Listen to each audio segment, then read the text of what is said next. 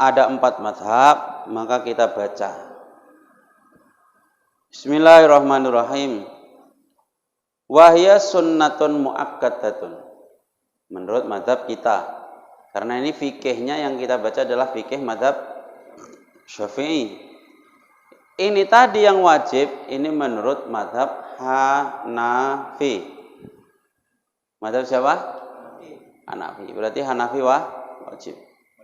Dalilnya ini. Tapi tetap bagi yang mampu. Sekarang mampu itu gimana? Nah, kan begitu. Pak Haris mampu, terus kalau menurut mazhab Syafi'i sunnah muakkadah wa syi'arun dhahirun yang bagi liman qadara 'alaiha ayyuhafidhu 'alaiha. Kalau orang mampu tiap tahun ya mengeluarkan hewan kurban. Wa dhahaba Malik rahimahullahu taala ila wujubiya. Imam Malik wajib menurut Imam Malik. Ya. Wa qala Abu Hanifah radhiyallahu anhu tajibu 'alal muqim bil balad al musir. Kalau menurut Imam Abu Hanifah wajib bagi orang yang kaya yang mukim di suatu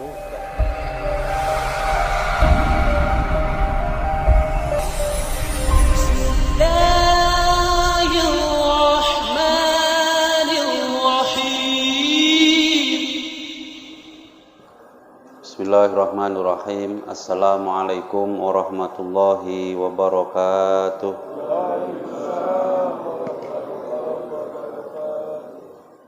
Alhamdulillah nahmaduhu wa nasta'inuhu wa nastaghfiruh wa na'udzu billahi min syururi anfusina wa min sayyiati a'malina. May yahdihillahu fala mudhillalah wa may yudlilhu fala hadiyalah. Asyhadu an la ilaha illallah wahdahu la syarikalah wa asyhadu anna sayyidana Muhammadan abduhu wa rasuluhu la nabiyya ba'dah. Allahumma salli ala sayyidina Muhammadin wa ala alihi wa ashabihi ajma'in, amma ba'du.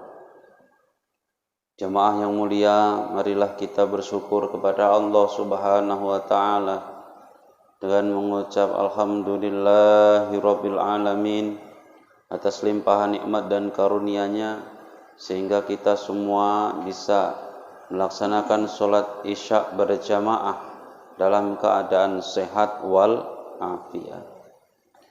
Salawat serta salam semoga selalu tercurah kepada Nabi Muhammad sallallahu alaihi wasallam. Dengan salawat kita mengharapkan syafaat di hari kiamat. Amin. Allahumma amin. Jamaah yang mulia, beberapa pekan lagi kita sudah melaksanakan sholat Idul Adha. Di sana banyak rangkaian ibadah yang mesti kita pelajari ilmunya terlebih dahulu. Ini sudah tanggal 6 atau 5. Tanggal 6 berarti 2 minggu lagi kita sudah 2 minggu lagi ya. Kalau 2 minggu lagi itu 2 kali pertemuan. Semoga selesai nih bab kurban dan sholat Idul Adha. Pertama, udhiyah. Udhiyah itu hewan kurban. Apa itu udhiyah? Silakan. Udhiyah itu adalah ma yudbahu minan na'ami taqarruban ilallahi ta'ala yaumal id wa ayyamat tasyrik wa yuqalu laha udhiyah.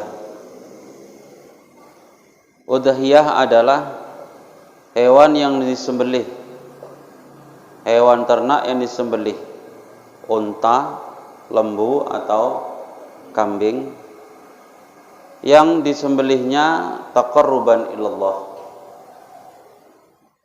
Tujuannya mendekatkan diri karena Allah, niatnya mendekatkan diri kepada Allah Subhanahu wa taala. Permanen. Ini permanen. Balik ke. Kapan disembelihnya? Yaumul Id wa ayyamat tasyrik, di hari Idul Adha, wa ayyamat tasyrik, dan di hari tasyrik. Hari tasyrik itu 11, 12, 13 Dzulhijjah. Asal ada hewan disembelih di situ, hewan ternak, onta, lembu dan kambing. Kerbau boleh, kerbau boleh. Kalau di Kudus, Jawa Tengah itu kerbau, kambing kerbau. Karena lembu masih banyak yang menghindari, belum berani menyembelih lembu. Kenapa? Itu mulai zaman Sunan Kudus. Zaman Sunan Kudus menghormati orang Hindu, yang orang Hindu itu tidak mau membunuh hewan namanya lembu.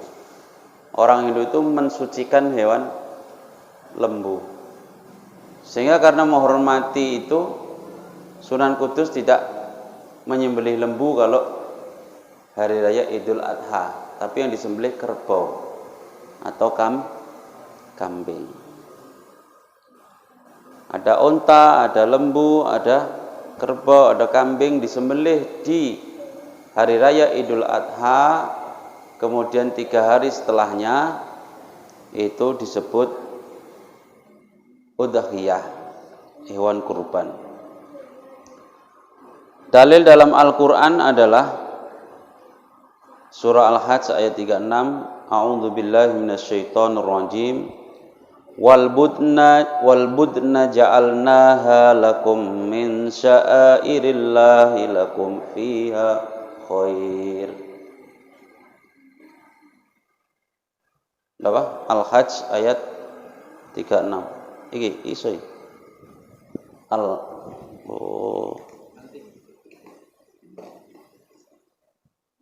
Wakil Al-Hajj 36.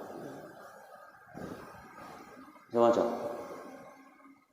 wal budna ja'alnaha lakum min sya'airillahi lakum fiha khair. Al-ayah. Wa qala subhanahu, dan firman Allah, wa fasolli li rabbika wanhar. Ini surah apa? Fasolli li rabbika wanhar, surah apa? Al-Kautsar. Di mana letak dalilnya? Wanhar, dan menyembelihlah hewan kurban. Dalam Al-Quran, kalau ada kalimat perintah itu memberi makna, ya perintah ini memberi makna bisa nanti arahnya, kalau usul fikihnya arahnya bisa wajib atau menjadi sunnah. Ya, amr itu apa? Perintah. Di situ ada kata fasholli li rabbika wanhar. Wanhar artinya apa? Dan menyembelihlah hewan kurban. Ini namanya fi'il amr. Amr itu perintah. Perintah dalam Al-Quran itu menunjukkan arti wajib atau sunnah. Contoh perintah dalam Al-Quran yang menunjukkan arti wajib: wa aqimus sholata wa atuz zakah. Wa aqimu as-sholata, dirikan sholat. Sholat 5 waktu wajib. Wajib berarti di situ ada perintah yang menunjukkan makna wajib. Wa atuz zakah, zakat wajib, zakat wajib berarti di situ ada perintah menunjukkan wajib. Sekarang wanhar ini juga perintah. Wanhar ini juga perintah. Menyembelihlah hewan kurban. Tapi maknanya wajib atau sunnah? Hah? Kok tahu sunnah? Sunnah, iya kok tahu sunnah. Kenapa? Makanya kita kalau menghukumi jangan langsung pakai Al-Quran tok, tapi pakai hadis. Makanya di sini ada paling tidak 3 hadis yang menunjukkan sunnahnya Idul Adha, menyembelih hewan kurban. Jadi bukan cuman pakai dalil Al-Quran. Hadis yang menunjukkan wajib ada juga. Oh, masuk YouTube tiba pula. Hadis yang menunjukkan wajibnya kurban ada juga. Yaitu hadis mangkana lahu sa'ah falam yudahi fala yaqrabanna musallana. Mangkana lahu sa'ah, kalimatnya ada yang bilang man wajada lahu sa'ah, ada yang ini yang wajib. Yang wajib dalilnya mangkana lahu sa'ah falam yudahi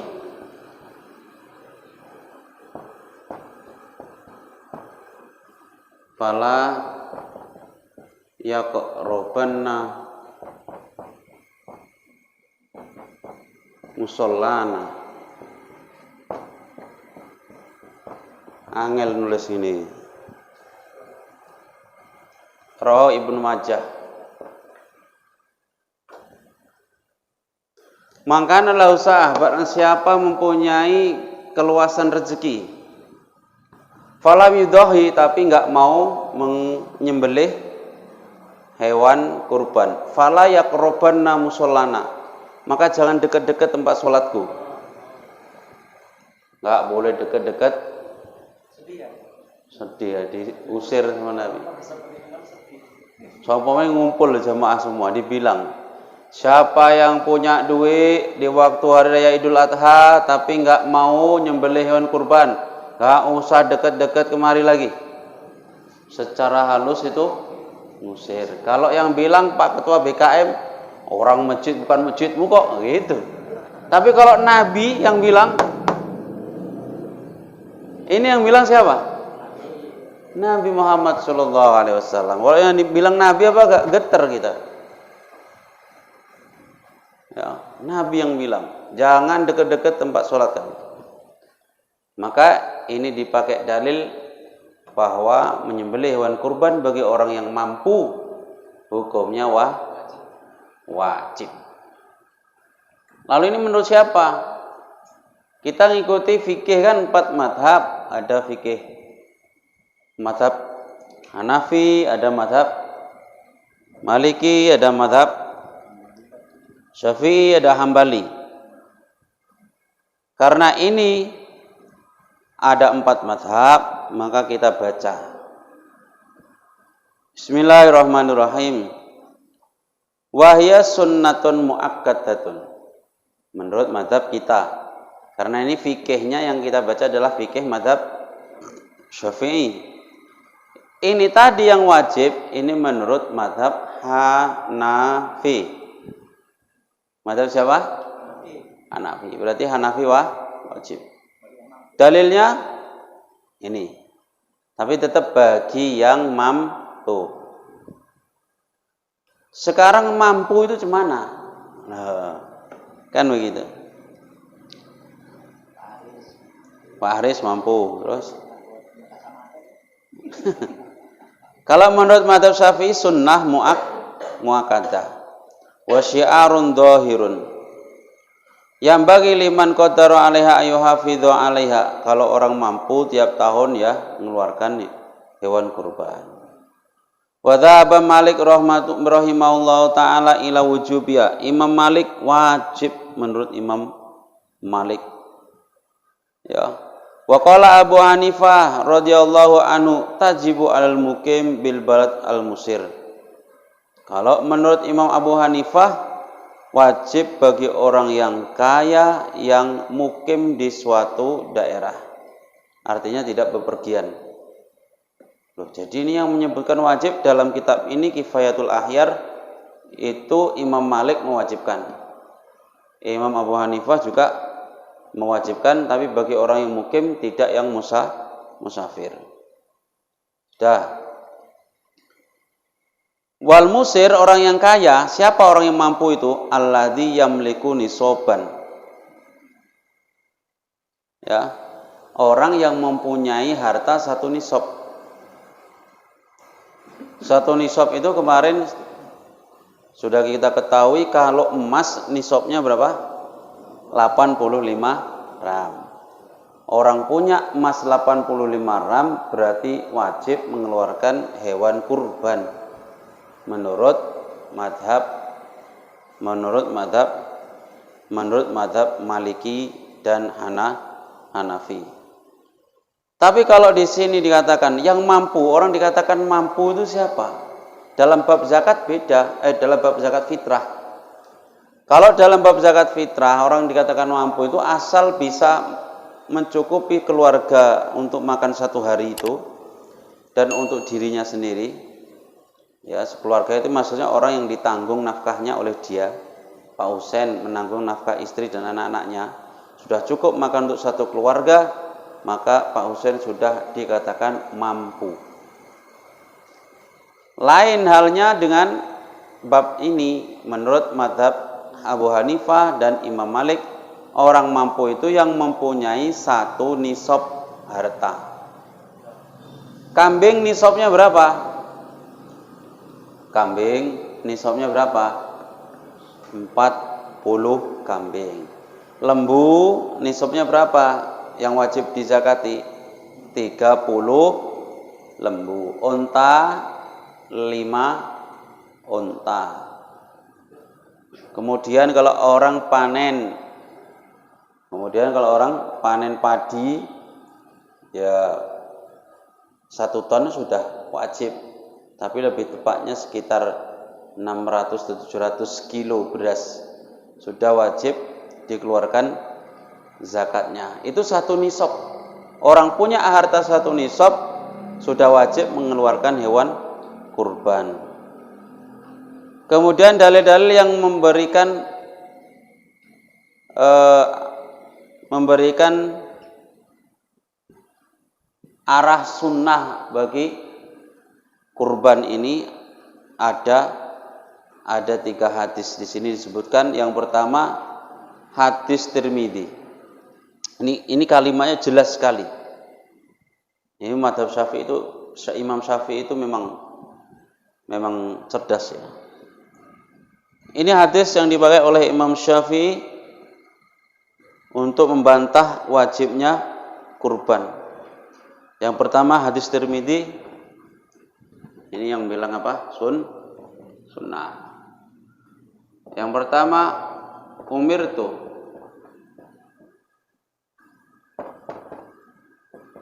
bin nahri, aku diperintahkan untuk menyembelih hewan kurban. Nahar itu maknanya menyembelih hewan kurban. Wa huwa sunnatun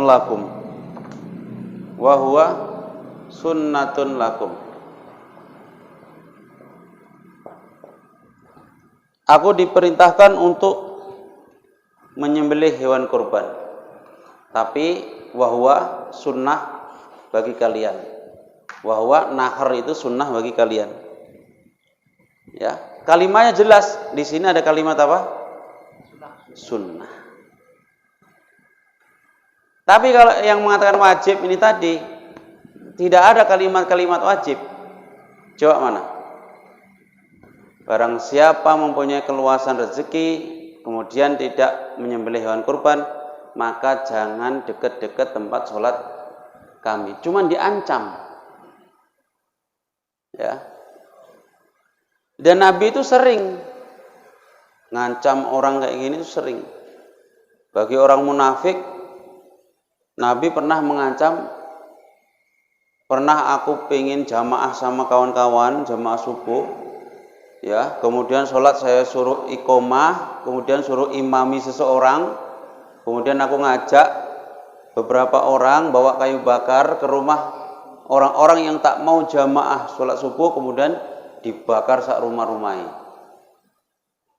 Tapi itu arahnya hadis untuk orang-orang munafik, untuk orang-orang munafik. Makanya jamaah itu menurut madhab Syafi'i tetap hukumnya apa? Sunnah muakkad atau fardu kifayah. Umirtu bin nahri wa huwa sunnatun lakum. Ini jelas. Ini hadis dari Tirmidzi, rawahu Tirmidzi. Seramuat. Hadis yang kedua. Ini dari Daruqutni, riwayat dari Daruqutni. Min hadis Ummi Salamah Kutiba alayyan nakhru. Ya. Kutiba alayyan nakhru wa laisa biwajibin alaikum. Kalimat lagi. Kutiba alayya. Kutiba alayya artinya diwajibkan kepadaku. Kutiba alayyan nahru. Diwajibkan atasku menyembelih hewan kurban. Yes. Kemudian kalimatnya walaisa biwajibin alaikum. Walaisa biwajibin.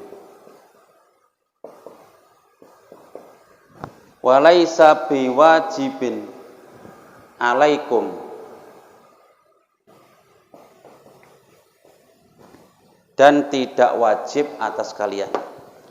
Diwajibkan atasku an-nakhru menyembelih hewan kurban, tapi walaisa biwajibin alaikum, nakhar tidak wajib bagi kalian. Ini kalimatnya jelas sekali. Laisa biwajib pertama, tidak wajib.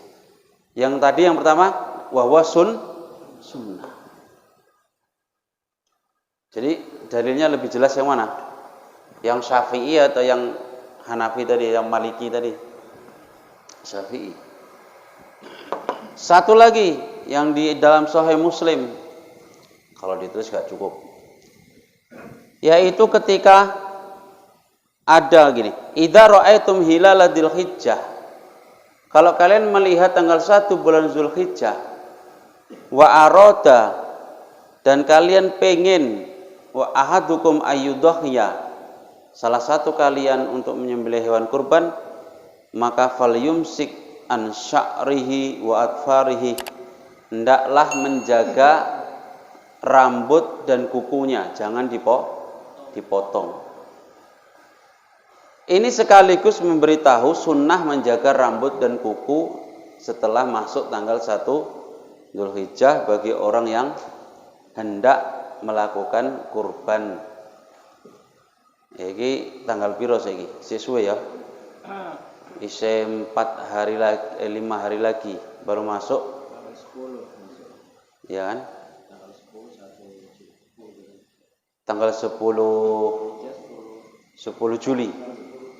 10 Juli mulai 1 Zulhijjah yang mau berkurban dijaga rambut dan kukunya jangan dipotong. Guys. Tapi arah hadis ini itu bukan itu. Satu, memang hadis ini menunjukkan sunnahnya menjaga rambut dan kuku. Tapi Imam Syafi'i mengambil dalil dari kata aroda. Di situ tadi ada kalimat idza ra'aitum hilala dzulhijjah. Penting ya. Ini. Idza ra'aitum hilala dzulhijjah,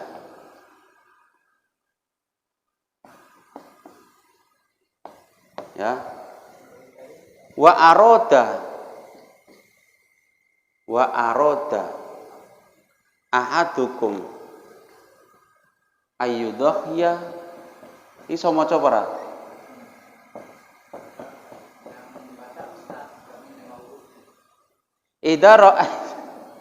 Idza ra'aitum hilala dzulhijjah Wa arada ahadukum ayyudu sekolah suwe lho. Pengen maca ngene gak ono barise 10 tahun. Idza ra'aitum hilala dzulhijjah wa arada ahadukum ayyudhiya falyumsik. Wis lah pokoke engko diwaca. An sya'ri. Ini tak tulis, capek ini gak ono nulis padha wae. Wa atfari.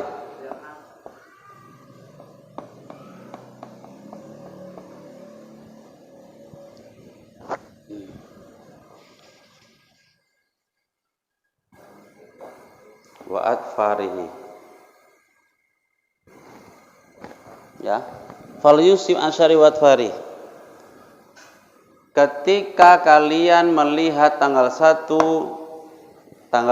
Dzulhijjah wa arada ahadukum ayyudhiya dan salah satu di antara kalian pengen menyembelih hewan kurban, fal yumsik hendaklah menjaga an sya'rihi rambut dan kukunya. Tapi yang diambil oleh Imam Syafi'i kalimat pada wa arada. Padahal hadis ini menjelaskan tentang sunnahnya menjaga rambut dan kuku. Tapi Imam Syafi'i mengambil kalimat wa arada. Itu kalau orang ahli hadis, orang mujtahid, orang yang sudah ahli dalam mengambil hukum-hukum istimbatul ahkam dalam Al-Quran dan hadis. Kalimat begini bisa mencetuskan sebuah hukum. Wa aroda, ingin. Ya, kalimat ingin. Ingin itu menunjukkan suka-suka hati. Artinya tidak harus wong pengen. Kalau kalian sudah melihat tanggal 1 Dzulhijjah, kemudian kalian pengen. Kalimatnya apa? Pengen. Pengen itu berarti boleh dilakukan, juga boleh di wong pengen. Paham maksudnya? Pengen. Artinya tidak diwajibkan. Nanti kalau kalimatnya hadis ini menunjukkan kewajiban, ya kalimatnya kayak ini tadi. Wajib. Ada kalimat apa? Wajib. Itu wajib bagi kalian untuk menjaga kuku dan menjaga rambut. Kalian pengen menyembelih hewan kurban. Pengen menyembelih hewan kurban. Artinya kalau pengen menyembelih hewan kurban itu berarti boleh dilakukan, boleh tidak. Itu loh arahnya. Bisa dimengerti ini? Bisa ya? Kalimatnya pakai pengen. Kalau pengen itu tidak menunjukkan suatu keharusan. Ini kalau enggak orang ahli bahasa enggak ngerti. Lah imam hadis kayak Imam Syafi'i itu selain ahli Al-Quran, ahli hadis, ahli bahasa juga. Jadi dalam menemukan hukum itu bukan cuma satu hadis kemudian langsung hukumnya begini, bukan. Ini berapa hadis ini tadi? Hadis itu ratusan kemudian diteliti mana yang paling sahih, yang lebih kuat, yang bisa dipakai untuk dalil itu mana. Kalau sudah dipakai dalil ini berarti yang boleh-boleh semua. Yang tidak boleh dipakai dalil, yang dhaif tidak dipakai. Ini yang sudah bisa semua. Ya. Nah, sekarang kalau ada yang bilang kurban itu hukumnya wajib, berarti sudah tahu madhabnya ya. Madhabnya bukan madhab Syafi'i. Tapi kurban ini bisa menjadi wajib kalau ada kalaunya ya. Kalau orang ini bernazar. Bernazar itu mana? Bernazar itu dia bilang, ayo Pak Syaril nazar lah. Aku ngomong jadi nazar pula nanti. Soalnya ini Pak Husain ngomong. Sok nek.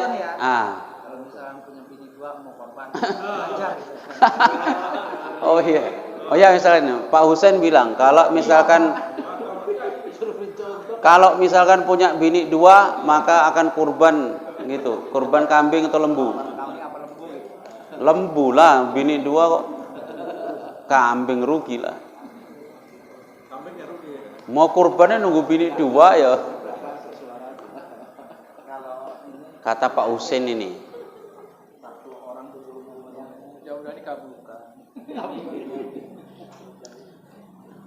Semoga dikabulkan ya.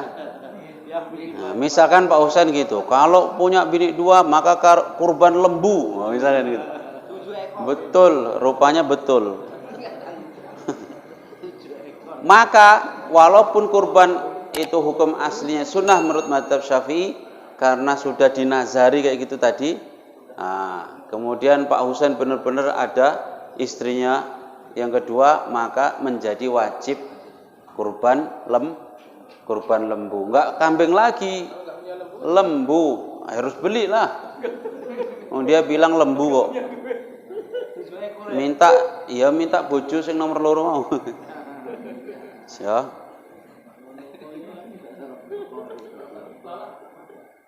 Syarat-syarat berkurban. Apa saja syarat-syarat kurban? Nanti ada rencana juga kayaknya. Semoga istri saya tidak nonton. Syarat-syarat kurban ada di sini ada 4 disebutkan. Yang pertama adalah Islam. Orangnya apa?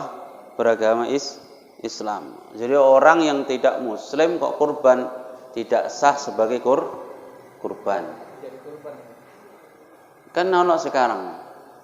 Karena dia bos, punya perusahaan, dia non muslim. Kemudian karyawannya itu semua muslim. Terakhir dia mengeluarkan hewan lembu. Disuruh nyembelih karyawannya. Bilangnya dia apa? Kurban. Itu tidak sah sebagai kurban, tapi sebagai bantuan sosial, sedekah. Ya kok sedekah pisan. Ya bantuan ngono. Jadi gimana itu hukumnya itu, Ustaz? Haram apa enggak?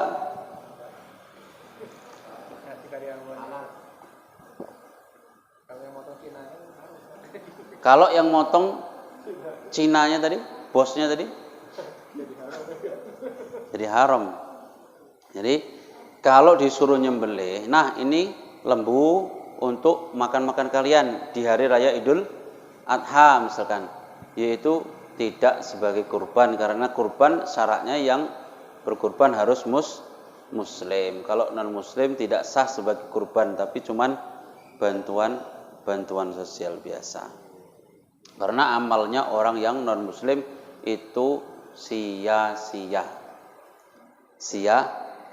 Seperti orang yang menyiramkan air di batu yang licin, maka tidak akan ada bekasnya, sia-sia. Maka syarat pertama apa? Islam. Jadi Ustadz, kalau kita dikasih bantuan orang non muslim hewan kurban cuma ditolak atau diterima? Ditolak atau diterima? Diterima. Kecuali kalau dia kurban itu tujuannya supaya menarik simpati, supaya dipilih sebagai entah apa, calonan apa ya. Itu harus dihati-hati. Kak Pak, kami sudah ada penuh di sini. Taruh aja sana di daerah yang pelosok, entah kayak mana. Sini udah penuh semua, tapi nggak sanggup lagi nyembelih. Ya, sombong kali jamaah sini kan gitu. Nyembelih aja sampai nggak sanggup. Yang kedua adalah balik dan berakal. Balik dan berakal. Itu baru sah mendapat kesunahan kurban. Sekarang ada anak-anak belum balik dikorbankan lembu atas nama dia, sayang. Belum balik. Artinya belum mendapat kesunahan. Yang mendapat kesunahan siapa? Yang sudah balik. Bapaknya pun bisa atas nama bapaknya, ngapain atas nama anaknya? Atas nama bapaknya itu sudah cukup untuk satu keluarga sudah mendapat kesunahan. Yang ketiga adalah balik berakal ya. Berakal itu maksudnya berakal sehat. Orang gila, mohon maaf ya. Orang gila bawa kambing ke masjid pas hari raya Idul Adha. Kemudian suruh potong. Kambingnya disuruh motong. Rupanya setelah dipotong keluarganya datang. Kambing ini bukan mau dikurbankan, ini tadi dibawa anak saya yang gila ini. Jadi ya, itu maka tidak sah sebagai kurban. Jadi panitianya cemana? Sudah disembelih, ya harus nanggung. Orang gila kok diopeni. Makanya panitianya jeli. Orang gila bawa kambing kok diurusi. Kemudian mampu untuk berkorban, ya, mampu untuk berkorban. Ustadz, kalau kami belum akikoh, kemudian kami mau kurban, bisa enggak? Ya bisa-bisa aja. Enggak ada hubungannya akikoh sama kurban. Akikoh itu ibadah sunnah sendiri, kurban juga ibadah sunnah sendiri. Akikoh itu yang mengakikohi kita itu adalah orang tua kita. Lah kita udah balik, ya udah nggak sunnah lagi diakikohi. Ya. Jadi yang mengakikohi kita ini siapa? Dulu waktu kecil. Itu tanggung jawab orang tua. Sekarang kita sudah besar, ya akikoh sendiri toh. Tapi sudah tidak sunnah. Kalau sudah lewat balik sudah tidak sunnah, tapi boleh mengakikohi atas nama sendiri. Ya kalau misalkan mau kurban, ya kurban saja. Tapi belum akikoh, tidak masalah itu. Nah, itu sering ditanyakan setiap tahun kayak gini. Ustadz, kami mau kurban, tapi kami belum akikoh. Mana yang didahulukan? Nah kalau pertanyaannya begitu, misalkan gini, itu bisa jadi saya bilang, ya akikoh duluan lah. Kalau situasinya seperti ini, Pak Husin punya kambing cuman satu. Pak Husin punya anak baru lahir perempuan, ya, punya anak baru lahir perempuan. Seminggu kemudian pas hari raya Idul Adha, sementara kambing cuman satu. Nah, terus Pak Husin tanya, Ustadz, ini kambing cuma satu, anak saya baru usia 7 hari, pas pula ini hari akikahnya. Ini yang mana yang dahulukan saat untuk akikah anak saya atau untuk kurban? Jawabannya kayak mana? Ya untuk akikah toh. Ya kalau punya duit beli meneh, akikah iya, kurban iya lebih mantap.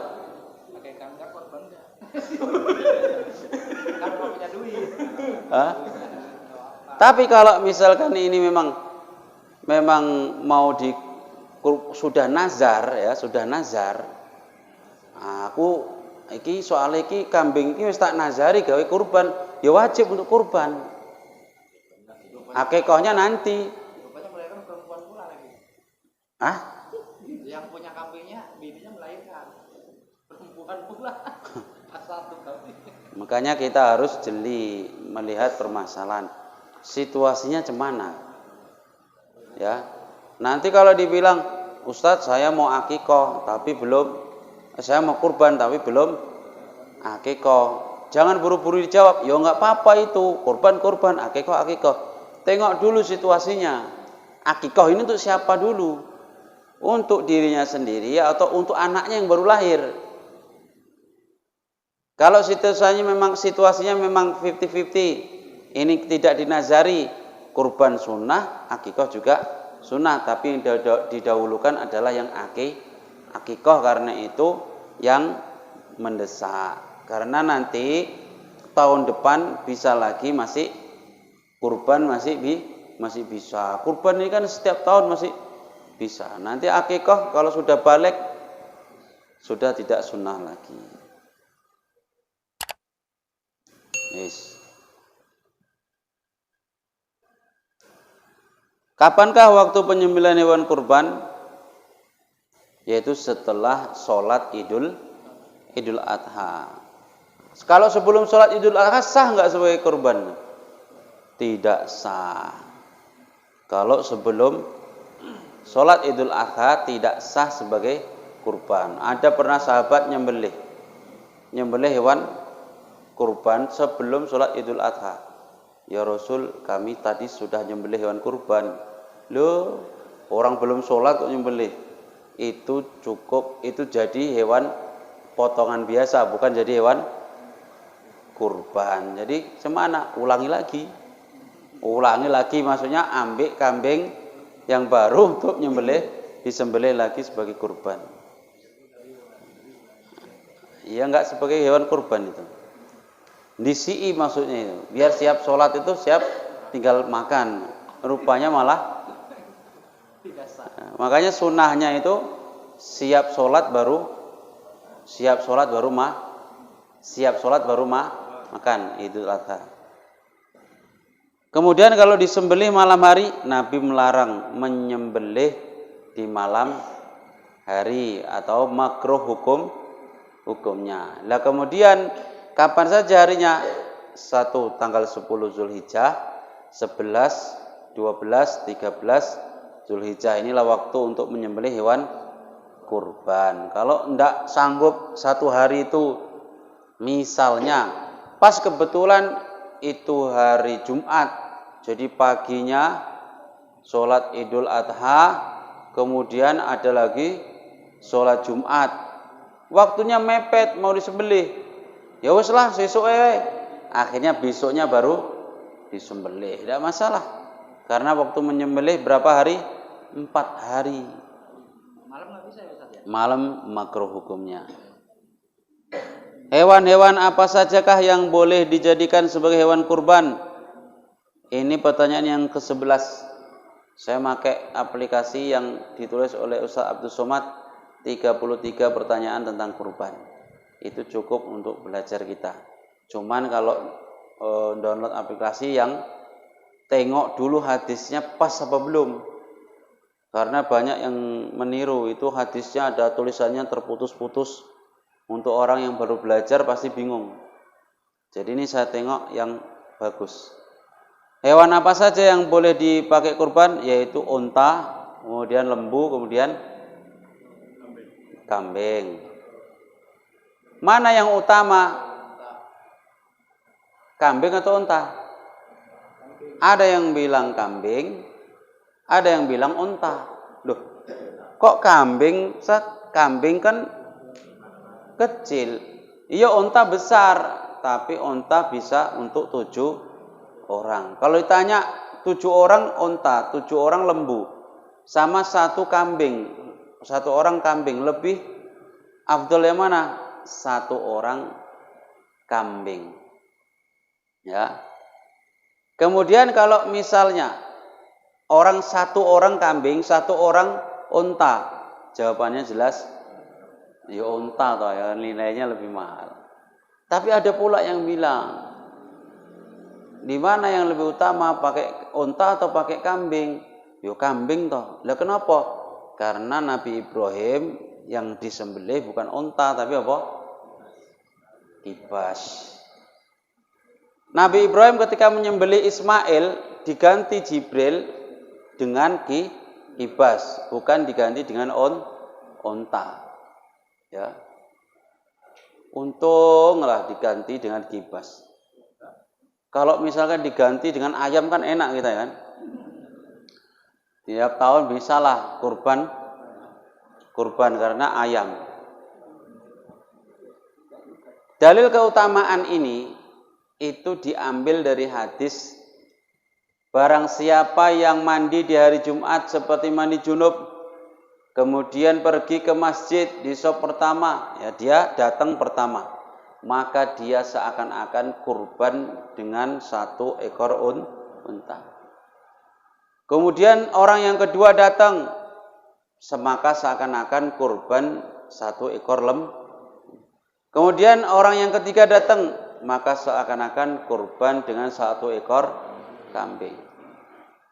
Dalam kitab Al-Bidayah wa Nihayah, kitab apa jenengi kok rodok lupa, yang ditulis oleh Syekh Ghazali, Al-Imam Ghazali, di situ dilanjutkan hadisnya bukan sampai kambing. Barang siapa datang urutan keempat, maka dia seakan-akan kurban pakai ayam. Kurban pakai ayam. Barang siapa datang kelima setelahnya, maka seperti kurban telur. Nah, itu dalam kitab itu. Tadi dalam hadis ini cuman sampai kambing saja. Karena itu memang yang dipakai Tadi dalam kitabnya Imam Ghazali sampai telur. Barang siapa datang setelahnya telur. Lah nek setelahnya itu apa meneh gak kerja. Mbok telek ayam mbok apa kan gak kerja. Makanya kita kalau datang usahakan yang kalau enggak pertama, yang kedua, yang ketiga, yang keempat. Ini tukang jaga masjid menang. Dia mesti disian kan? Dia mesti tiap hari dapat onta kan? Orang dia belum ada orang sudah kesini. Disiin hidupkan kiroah duluan. Aku dulu sering kayak gini. Aku dulu masih sana jadi santri, rajin saya. Siap Jumat saya duluan. Orang saya tukang jaga masjid dulu. Jadi saya duluan yang datang. Jam 11 sudah datang. Di sana itu sholat Jumat itu jam 11:30. Kalau di sini 12:30 kan. Jadi jam 11 saya sudah datang ngidupkan mic ngaji, qiraah, baru nata karpet. Nah, jadi saya dulu tuh dapat onta terus. Karena tiap Jumat di CI. 3 tahun kalau nggak salah itu. 3 tahun dapat onta udah berapa? Wow. Ada iya. Makanya kalau aku dihitung nanti ontaku banyak kali itu. Ini berkah jadi merbot. Adalah korbannya jarang. Jadi orang kalau sudah khotib naik ke mimbar itu buku catatan malaikat ditutup. Jadi setiap Jumat itu ada malaikat yang absen orang yang datang. Oh, Pak Sahril datang. Oh, Pak Husin datang. Pak Haji datang, dicatati. Siapa yang duluan datang. Ketika sudah naik mimbar khotibnya, maka malaikat mendengarkan khutbah. Malaikat pun mendengarkan khutbah. Jadi yang datang setelah khutbah mulai cuma diploroi malaikat. Wah, udah ketutup absennya. Sudah ditutup absen. Apa meneh wis siap khutbah baru datang dang. Salat baru ikut salat. Oh, malah sudah enggak dapat absen. Ya, kalau bisa duluan. Apakah boleh menyembelih hewan bercacat? Tidak boleh menyembelih hewan yang bercacat. Apa saja cacatnya? 1 pincang kakinya. Hati-hati bagi panitia kalau mengerubuhkan lembu, jangan ekstrim kali. 1 kakinya tarik ke sini. 1 kakinya tarik ke sini. Waduh, itu sakitnya luar biasa ini. 1 sakit, kedua ketakutan. Kalau bisa itu buat senyaman mungkin hewan yang mau disembelih. Ya. Pedangnya dibius. Kalau bisa jangan dibius. Ya, kalau bisa jangan dibius. Ya. Ditarik sini kakinya, tarik sini. Itu kalau patah, cacat, itu tanggung jawab panitia. Ya. Saya kan nengok sendiri kalau mau disembelih itu saya nunggu. Orang-orang kan yang kurban kan nunggui. Ayo saksikan ditunggui. Akhirnya ada lembu yang agak liar. Oh ikulah 10 orang keliling lempar tali. Kayak orang nangkep apa itu? Ditarik sini, tarik sini. Masya Allah. Itu kalau nanti sampai patah kakinya, itu nggak sah dijadikan kurban. Nanti tanggung jawab siapa? Panitia kurban. Ingat, panitia kurban tidak seperti panitia zakat. Kalau panitia zakat yang sah, ya legalisir mendapat legalitas dari pemerintah, bisa jadi amil zakat. Tapi kalau panitia kurban nggak ada istilahnya kayak panitia zakat. Nggak bisa dapat bagian yang di situ bagian panitia. Makanya orang yang ini cuma wakil. Orang mau kurban menyerahkan uangnya supaya dibelikan hewan kurban. Cuman begitu. Makanya harus ada transparansi, harus ada transparan. Tidak boleh dirondok-rondokkan, semua catatan harus jelas. Ini untuk pembelian sekian, hewan kurbannya sekian. Kemudian untuk operasional sekian, harus jelas semua. Itu amanah, titipan dari masyarakat. Enggak boleh diam-diam berapa wis lengkap Kak lembune. Wis pokoknya beres wis gak usah melu-melu, sing penting kok wayahe nyembelih wis ana lembune. Enggak boleh gitu. Itu uang masyarakat, orang kurban nitip ke panitia supaya dibelikan hewan kurban. Dan panitianya pun nggak boleh ngambil daging suka-suka hati sebelum izin sama orang yang berkurban. Kecuali sudah dikasih izin. Wes, engkau bagi yang motong ini, wes kalau mau ngambil sikit-sikit untuk sarapan silahkan. Tapi kalau nggak izin, nggak apa, kemudian ngambil belum dibagi sudah diambil, haram. Ya. Bahkan di aplikasi ini dikata Ustaz Abdul Somad, dia mengeluarkan hadis ayu malahmin nabata min haramin farnaru aulabih. Mana-mana ada daging yang tumbuh dari makanan haram, maka api neraka yang layak untuk daging tersebut. Artinya kalau badan kita ini yang daging ini kita masuki makanan haram, maka badan kita ini yang pantas masuk neraka. Makanya hati-hati panitia itu. Harus ekstra hati-hati. Sampai mana tadi? Cacat. Kemudian apa saja? Picek matanya sebelah, mohon maaf. Picek matanya sebelah, tidak boleh dipakai kurban. Kemudian apalagi? Penyakitan yang sampai mempengaruhi daging. Penyakitan yang sampai mempengaruhi daging. Kemudian yang terakhir kurus yang sampai nggak ada tulang sumsumnya. Saking kurusnya. Larap disembelih itu dibagi ke masyarakat apa? Balungnya, tulangnya dikasihkan. Cuman balung sama kulit, tulang sama kulit mau dibagi. Itu cacat yang tidak boleh.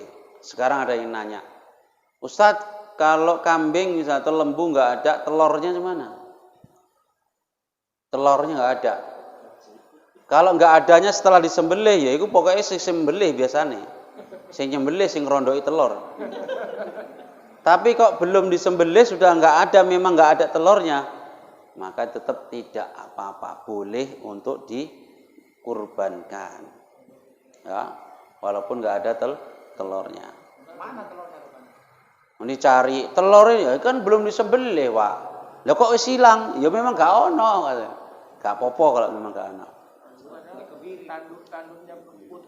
Tanduknya putus nggak apa-apa.